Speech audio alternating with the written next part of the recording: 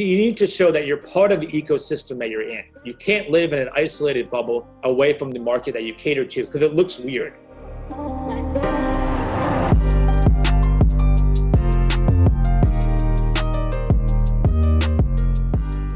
One thing that I have learned in doing this for a long time now is that a lot of the FinTech companies are great with their financial services end of things and not so great with their marketing end of things. I think there's a lot of, at this point, if you build it, they will come attitude. Right. And there's a lot of competition out there, and it's not that easy. It's actually very, very hard. I mentioned something about cost of acquisition before. Cost of acquisition for, say, like a lending customer, very high. And so there's a lot of room for improvement out there. And I think some people get caught up in the idea of, we'll have an Instagram, we'll have a Facebook, done. What more do we need to do? Mm-hmm. And there's just a whole lot more. Some of it goes into maximizing the conversions of the people you do actually interact with.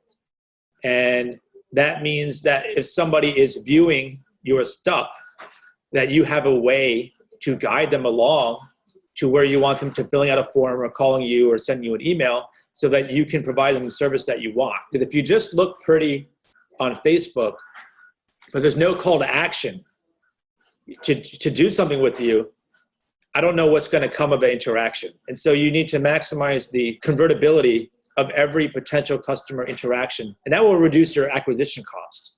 That's certainly one area that I would highly recommend. Also, people put a high value on trust. And one of the first things that somebody is going to do before they work with you is they're going to look you up on everything. I think we all know that, you need to be found on Google or Bing or whatever, but they're probably going to do, one step more than that. They're going to look for your Yelp or your Trustpilot or your Google reviews and all that stuff. They are going to look at your social media because they want to see what kind of person you are or what kind of company you are. They want to see if anyone else has had any problems with you. They want to see how you conduct yourself online. Right. And you need to create a digital footprint for yourself, and you need to embed yourself with credible organizations. Yeah. And that might mean joining a trade association, right, to offer some level of credibility. It could mean getting some sort of certification. You need to show that you're part of the ecosystem that you're in. You can't live in an isolated bubble away from the market that you cater to because it looks weird, right? I think it's also important to create a name that's memorable. And I see a lot, and not to criticize any of them, but there is an overabundance of companies that choose essentially the same name. Mm-hmm. It's the same three words in different order. They all have finance, capital, whatever in them, and then they wonder why customers don't remember them. It's because it's impossible to remember you because your name is like every other company out there. But at the same time, you don't want to go too far off the rails. Where if a customer is contacted by you and your name is like spaghetti with meatballs, and we're a lending company, they're gonna be like, what? That's too far off, right? So you gotta put a lot of thought into your name. And one thing that we try to do is we do try to help companies convert the customers that are potentially looking at them.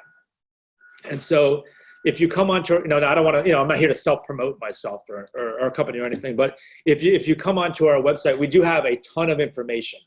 And so if you're an advertiser on the site, it's noted. There's a sponsor tab, and we have a directory just for funding companies where you can go and check out all the funding companies, lending companies that are advertising with us. But there's also another link where you can say read more, and that will pull up anytime they've ever been mentioned on our website, good or bad.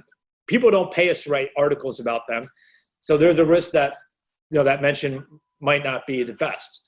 But at the same time, I think it's also important for people to realize that everything about you on the internet just doesn't have to be good. Mm-hmm. It's actually better for there to just be a lot about you on the internet than there to be almost nothing and that very little piece of information be good. People expect there to be bad experiences, and they want to see those. And then they want to see the good too and say, well, some people had bad, this many people had good. It looks like a real business. Right. You know what I mean? They're out there and they can be held accountable because if they have a bad experience, people are voicing it online. But it also looks like there's good stuff too. And when there's nothing, that's a red flag. And so I advise anybody to get as much out there about yourself as you possibly can.